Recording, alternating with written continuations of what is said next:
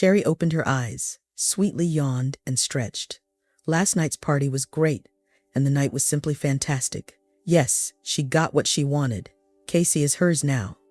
It's just a pity that he is being drafted into the army, but he will come back, and they can continue where they left off. Casey was her classmate, and yesterday they saw him off to the army.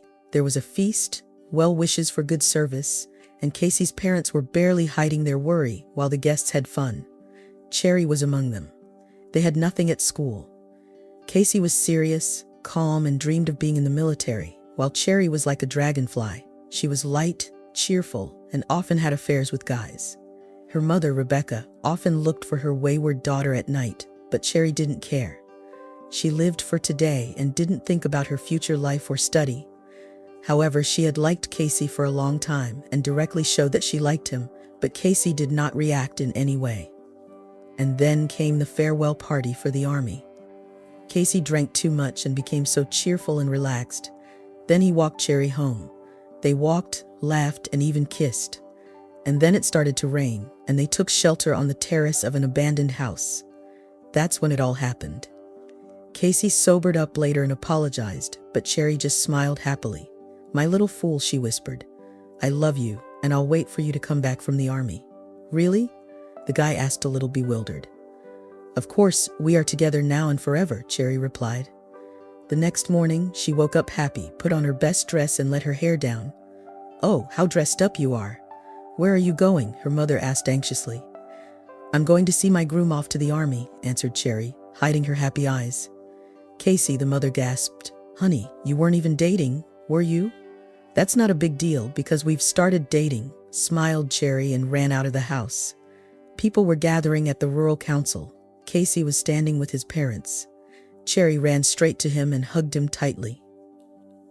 "Oh my Casey, my dear, how much I will miss you," she babbled, holding him tightly.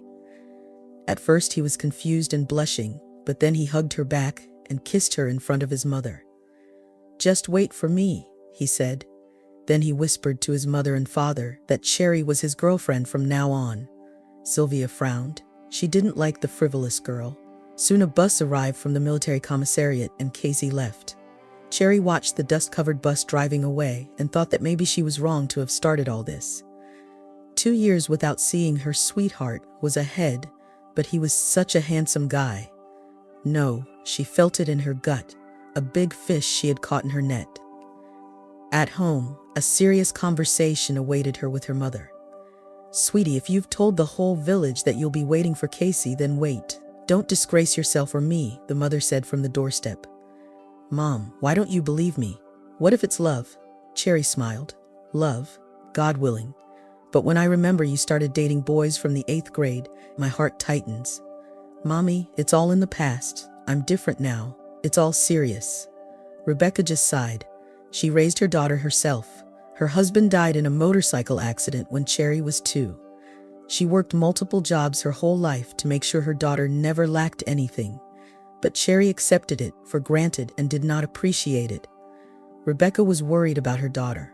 Her heart was hurting. Frankly speaking, her heart often disturbed Rebecca. The doctors had recommended surgery, but there was no money for it. Meanwhile, Cherry took on the role of Casey's bride, walking around the village seriously, respectfully greeting his parents. And a month later, the girl realized she was pregnant.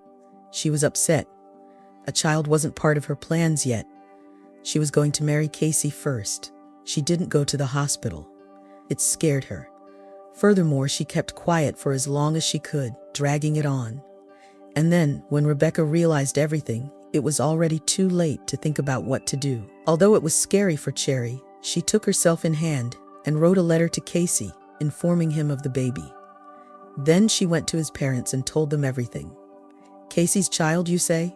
Sylvia snorted, not at all happy with this news. "Well, we'll see when you give birth. Casey will return and decide everything himself." Cherry was hurt by the coldness of her future mother-in-law, but she didn't show it. And soon Casey wrote that he did not refuse the child. Cherry was thrilled. Yes, she didn't plan for this baby, but everything was working out perfectly. And let the future in-laws look askance. The main thing was that Casey trusted her, and the baby indeed was his. Cherry gave birth in early February. When she first looked at her daughter, Her eyes were clouded. "What's wrong with her?" Cherry asked the midwife in horror, gazing at the reddish face of her newborn daughter. "Don't worry so much," the woman replied gently. "Your daughter was born with a cleft lip, but it can be treated perfectly. Just later, you'll manage. She'll be a beauty." "Take her away," Cherry said with disgust. The midwife just shrugged. "It's stress probably." The next day, a neonatologist came to Cherry's ward. "Overall, your daughter is healthy. Be patient. We'll put you on the waiting list. We'll definitely do the surgery before she turns 1. These children grow and develop normally with proper care." Cherry listened and absent-mindedly nodded, thinking about her own problems. How could she tell Casey about everything now? What if he refuses? What should she do? Rebecca immediately flew to the maternity hospital to comfort her daughter. "Don't cry, dear," she said. "We'll definitely get through this. Besides, Casey will come back from the army and help." Cherry seemed to agree with her mother. After leaving the hospital, Rebecca went straight to Sylvia and Bernie, Casey's parents. Though they had not yet admitted the newborn as their granddaughter and were waiting for their son to come back, Rebecca still wanted to ask for their help. The doctor said that the money would make the operation quicker. But in the hallway, Rebecca heard the weeping of Casey's mother. She cautiously looked into the house and saw the future in-laws sitting on the couch and crying. There was some kind of paper next to them. Rebecca picked up the sheet, read it, and her hands trembled.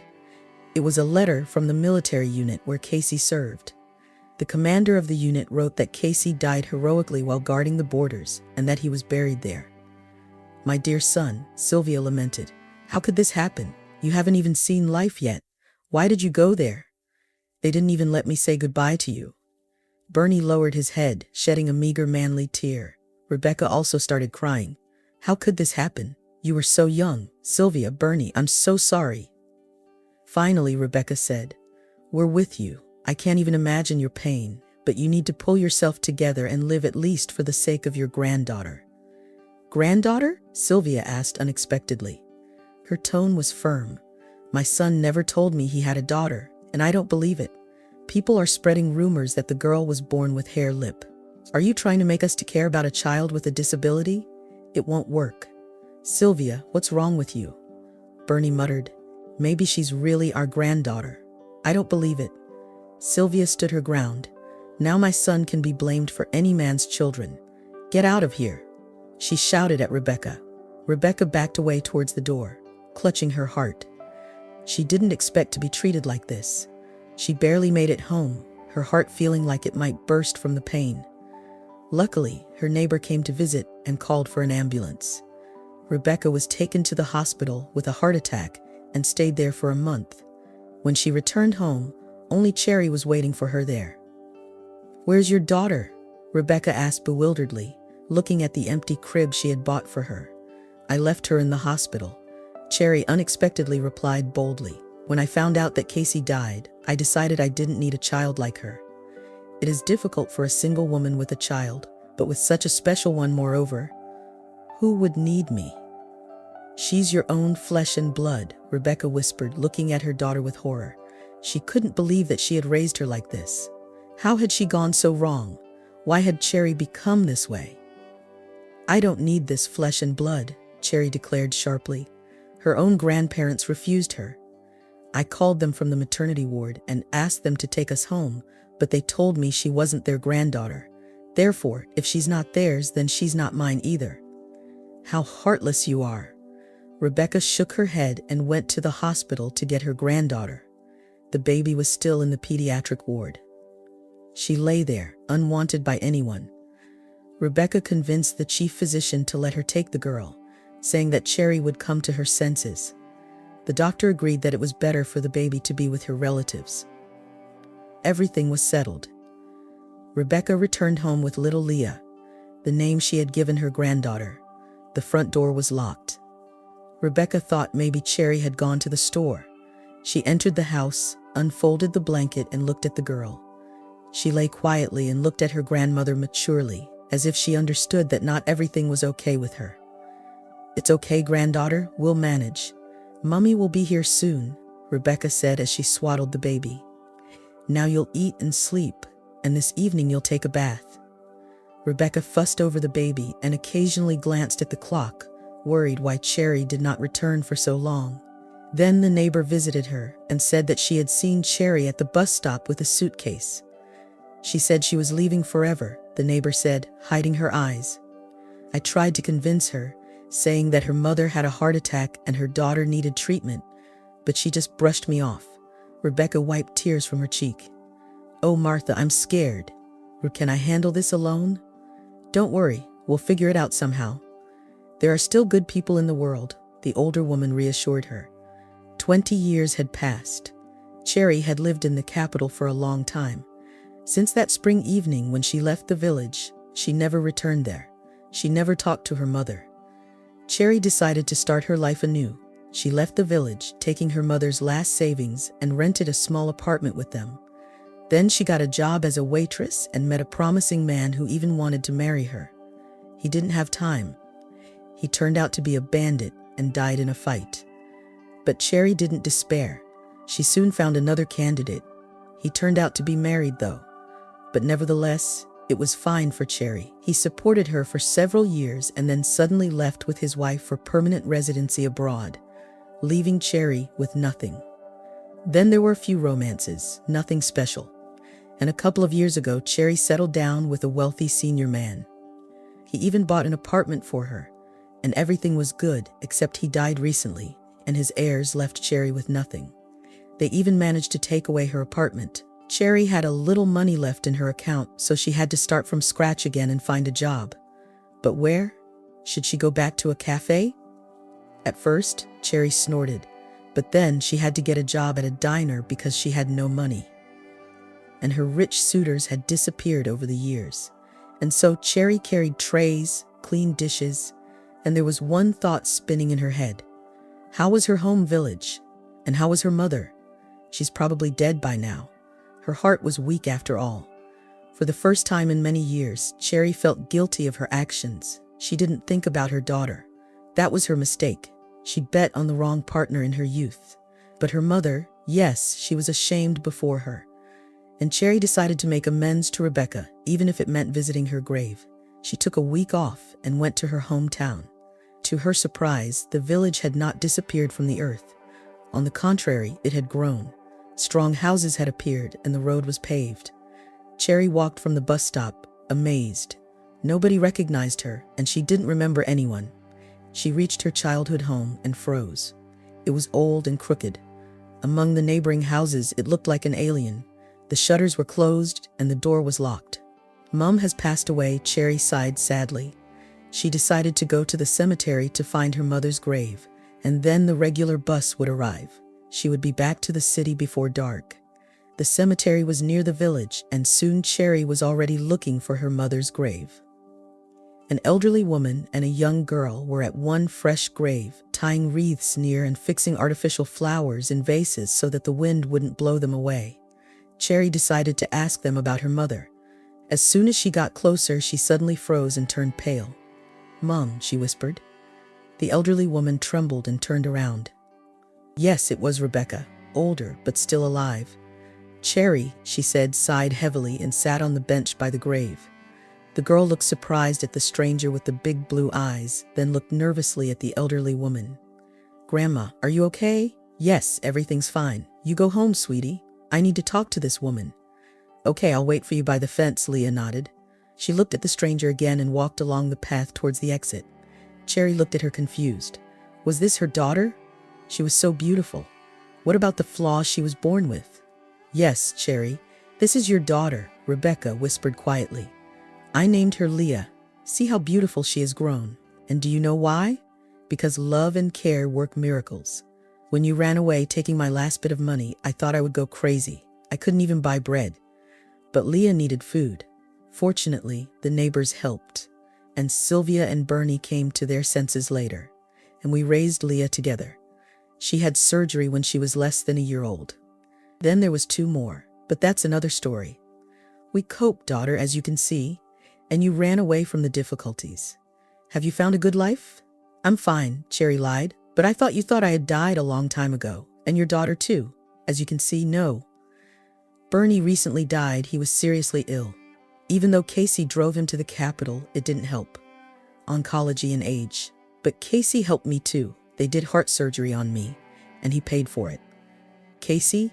Cherry turned pale. Yes, daughter. It's the same Casey, Leah's father. But there was a mistake back then, and they confused him with another guy. Casey was taken captive, and after 6 months he was released. He didn't want to be a soldier anymore. He took up farming. Why do you think our village has become more beautiful? Many thanks to Casey. He has a farm, fields, dairy production. That's it, daughter. You shouldn't have run away then. They say the darkest hours before the dawn. Casey adopted Leah and married a good girl. Antonella raised Leah like her own. Casey took me into his home. We are one big family. Why did you come? Are you in trouble? Rebecca asked. No, everything's good with me, Cherry mumbled. Rebecca got up from the bench, touched Cherry's hand and looked into her eyes. That's fine. We met and it's good. Now I'm leaving. Leah's waiting. She's not only beautiful but smart too. She's studying at medical school and wants to be a surgeon. The elderly woman froze for a second looking at her daughter, then crossed her, turned around and walked to the gate where Leah was waiting for her. Grandma, is that her? Leah whispered when Rebecca approached her. The girl knew she wasn't Antonella's biological daughter, but she took it calmly and always felt that Antonella loved her with real motherly love. Yes, it's her, Rebecca replied. What does she want? Leah asked. She thought I was dead, but I'm alive, Rebecca smiled, and everything's good with us. Let's go home. Dad and Mum are waiting. Cherry sat on the bench in shock. Casey is alive. Their daughter is beautiful. Mum is alive. They have a big house. And what did city life give her? But she won't have another life in this village. Cherry wiped her dry eyes and hurried to the bus stop. It's okay. She'll meet her love again and start over. But she won't set foot in this village again.